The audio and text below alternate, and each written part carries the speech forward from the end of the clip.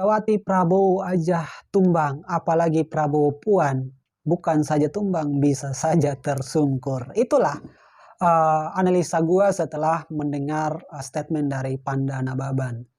Oleh sebab itu, harus Puan Maharani harus menerima kenyataan bahwa dia baiknya mengamankan kursi Ketua Umum PDIP, sehingga dia mampu menyetir, istilahnya memegang komando atas politik atau siapapun yang jadi presiden, dia itu bisa memerintahkan kadernya untuk menekan atau mensupport pemimpin yang terpilih nantinya, karena dia adalah seorang leadership di partai penguasa. Jangan sampai karena dia keinginannya terlalu tinggi, yaitu RI 2, dan gagal, lantas nanti ketika Jokowi masa jabatannya habis dan Jokowi mengamankan kursi Ketua Umum PDIP, sehingga Puan Maharani tidak mendapatkan apa-apa. Sehingga kita melihat seolah-olah Jokowi sedang balas dendam apa yang pernah disampaikan oleh Megawati bahwa dia hanyalah petugas partai, ya. Saya khawatir itu terjadi karena kemungkinan untuk Jokowi menjadi Ketua Umum Partai PDIP itu sangat besar.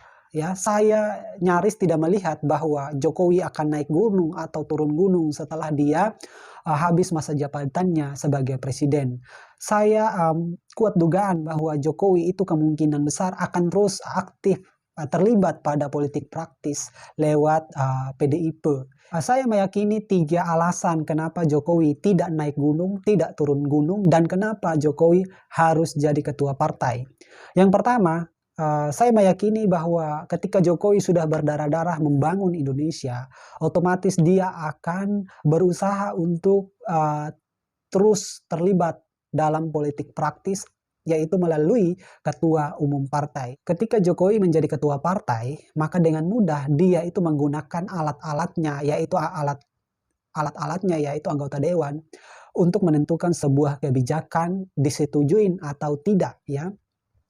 Nah, yang kedua menurut saya karena anaknya Gibran Rakabuming Raka itu masa depannya masih sangat panjang. Oleh sebab itu, tentu dia harus belajar dari SBY, bahwa SBY ketika sudah membuka pintu untuk anaknya menjadi calon gubernur DKI Jakarta, akan tetapi di sisi lain SBY sudah naik gunung, nah dia akan kesusahan untuk memberikan support secara real terhadap anaknya, ya, sehingga kemungkinan nanti bisa aja Gibran ini mengalami banyak kendala. Akan tetapi ketika Jokowi mengambil posisi sebagai ketua umum, menurut saya dia dengan mudah membukakan jalan untuk Gibran Rakabuming Raka, ya. Tidak bisa dipungkiri bahwa seorang Gibran itu masih sangat muda, ya, apalagi dia harus menghadapi politisi-politisi senior yang sangat luar biasa canggihnya. Oleh sebab itu dia harus disupport oleh seorang Jokowi, tidak hanya disupport secara pemikiran tapi juga secara sistem dalam kepartaian gitu.